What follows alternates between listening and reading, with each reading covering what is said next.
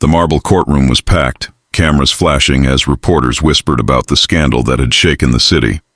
Billionaire Adrian Knight, known for his ruthless empire and iron grip on power, stood tall in his tailored suit, his cold eyes fixed on the fragile figure before him.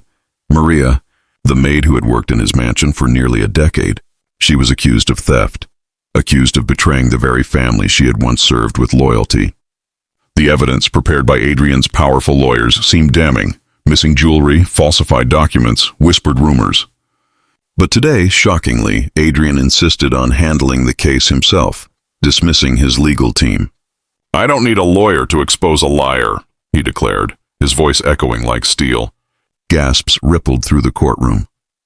Maria stood trembling, dressed in a plain dress she had borrowed from her neighbor, clutching her rosary with white knuckles. She had no lawyer, no money, and no one to defend her, except the truth. Her eyes darted to the corner of the room, where Adrian's twin sons, Daniel and David, sat quietly, their faces pale. At just 10 years old, they were too young to understand the complexities of court, but old enough to know Maria was more than a maid. She had raised them, sung them to sleep, bandaged scraped knees, and whispered comfort when their mother passed away. To them, Maria wasn't a servant. She was family. And yet here they were, forced to watch their father tear her apart in public. Adrian's voice thundered as he listed accusations. "This woman stole from me, manipulated my trust, and took advantage of my generosity. I gave her a home, a job, and she repaid me with betrayal." Maria's lips quivered, but she whispered firmly, "I never took anything that wasn't mine. I loved your children as if they were my own." The judge frowned, noting the lack of legal representation, but Adrian insisted the trial continue. "The evidence will speak for itself," he snapped. Yet in the gallery, murmurs began. Many questioned why a billionaire would stoop so low, personally attacking a woman who had nothing. Even the judge seemed unsettled by the imbalance of power in the room. Maria's testimony was brief, but heartfelt. She explained how she had worked tirelessly, never once thinking of herself, sacrificing her own family time to care for the twins. "Those boys are my life," she said, her voice cracking. "I would never harm them, never shame them, never steal from their father. I only prayed to be allowed to keep serving them." Adrian's jaw tightened. He wasn't listening. His pride had blinded him. To him, this wasn't about jewelry or stolen trinkets. It was about control. He couldn't stand the thought of a servant holding such influence in his household, of his children loving her as much as they once loved their mother. The trial dragged on, Adrian hammering with questions designed to break her spirit. Each answer Maria gave was steady but tinged with desperation.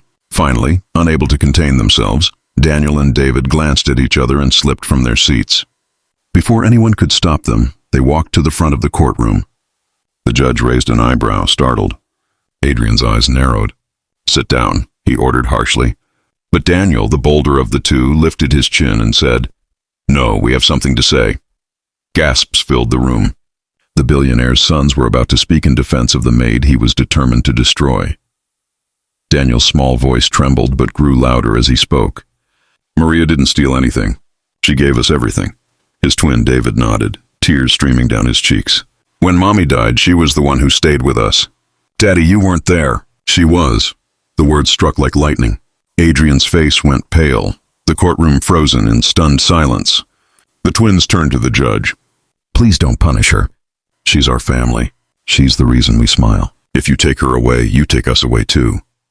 Their innocence carried a weight no evidence could match. The gallery erupted in murmurs, some wiping their eyes. Even the judge's stern mask cracked with emotion. Adrian tried to interrupt, his voice booming. "Enough! You don't understand what's happening here." But the twins refused to back down. David stepped forward and held Maria's hand tightly. "If she goes to jail, we'll go with her." The declaration stunned everyone. The billionaire, who could silence entire boardrooms with a glare, suddenly found himself powerless before the tearful defiance of his own children. The judge called for order, but the moment had already shifted the atmosphere. The case no longer looked like a man protecting his wealth. It looked like a father persecuting the woman who had kept his children alive through love. Maria sobbed silently as the twins clung to her, whispering, "Don't leave us." Reporters scribbled frantically, capturing the scene that would soon dominate headlines. Adrian's empire had always been built on intimidation and authority. But in this moment, the most powerful voices belonged to two 10-year-old boys. Their words pierced through the courtroom, dismantling the cold fortress their father had built around his pride.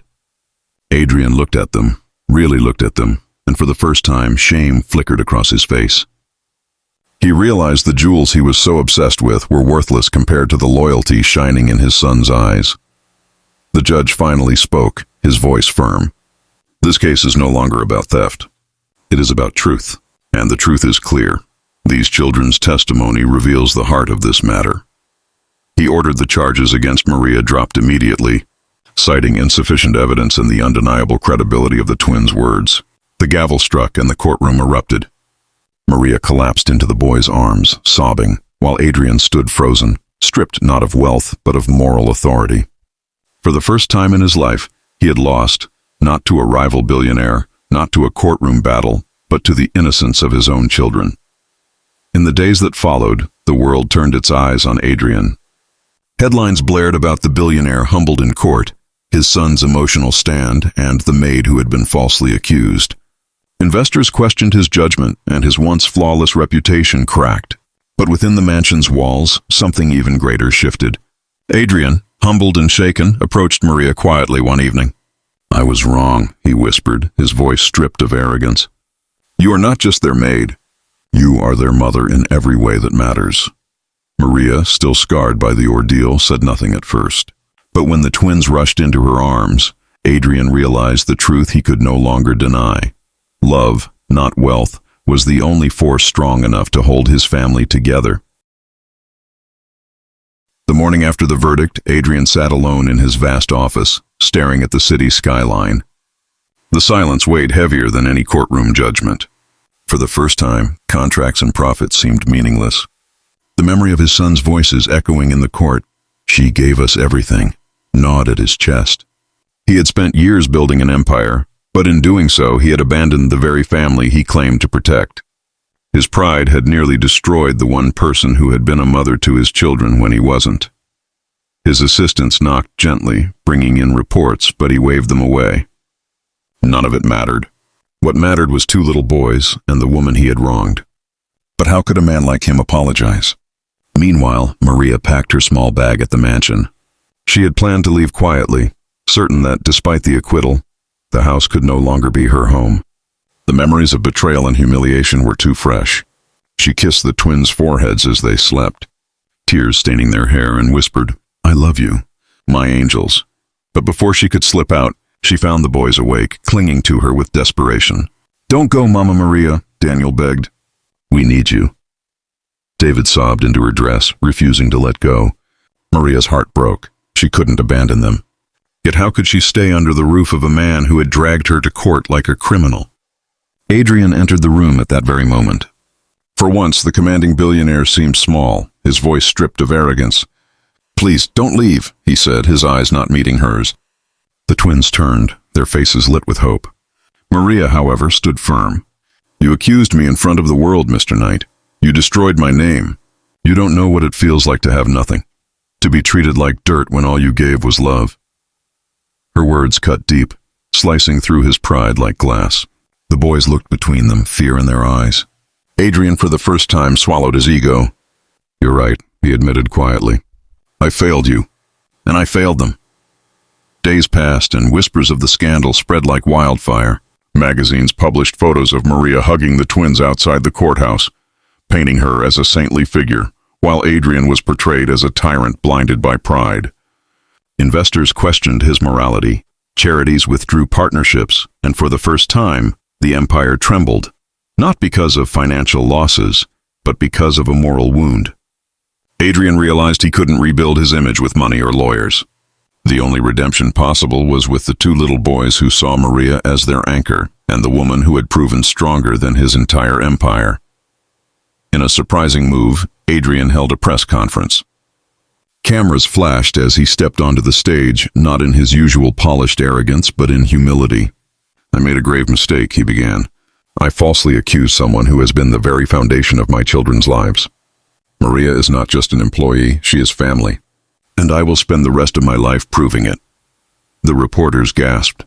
The billionaire's confession was raw, vulnerable, and unlike anything they'd seen before. Headlines shifted overnight. Billionaire admits fault, calls Maid family. Public sympathy slowly began to sway, not for his wealth, but for his courage to admit he was wrong. But Maria was not swayed by public apologies. When Adrian approached her privately, she reminded him that words were easy. "Do you know what love looks like?" she asked. "It's not in grand speeches. It's in showing up, in staying when it's hard, in putting your children first. Can you do that?" Adrian had no answer. Yet he began to try. He canceled meetings to pick the twins up from school, learned to make their breakfast, even sat by their beds at night reading stories. The boys giggled with delight, and Maria watched cautiously from a distance. For the first time, the house felt less like a cold palace and more like a home. Still, Maria hesitated to forgive him fully. One evening, she told him plainly, "Trust isn't rebuilt in a week. You broke something that will take years to mend." Adrian nodded, his face somber. "Then I'll spend years proving myself. Not to the world, just to you and the boys." That moment, though quiet, was a turning point. For a man who once believed money could buy loyalty, Adrian was learning the cost of love and that it demanded humility, patience, and sacrifice. Months later, Maria was no longer just the maid. The twins proudly introduced her at school events as their second mom. Teachers and parents smiled at the unusual family, touched by the bond they shared. Adrian stood beside them, no longer ashamed to admit the truth. His once icy heart had softened, and he began donating not just money but time to children's charities, inspired by what Maria had taught him about real wealth. Society slowly forgave him, not because of his billions, but because of the transformation everyone could see. One Sunday evening, as the sun set behind the mansion, Adrian found Maria in the garden, tending to flowers with the twins. He walked over, carrying no arrogance, only gratitude. "Maria," he said softly, "you were the only one who ever stood against me and still cared for my children. You saved me from losing them, from losing myself." Tears pricked her eyes, but she smiled faintly. The twins ran between them, their laughter echoing through the air, a reminder that love had triumphed over pride. The world remembered the scandal as a courtroom drama where a billionaire accused a maid. But for Adrian, Maria, and the twins, it became the story of a broken family healed by truth and innocence. The courtroom gavel may have ended the case, but the true judgment came from the hearts of two little boys who reminded their father that love could not be bought or crushed in pride. And so the maid who had once been accused became the soul of the family, while the billionaire who had once stood alone finally learned what it meant to kneel, not in defeat, but in gratitude.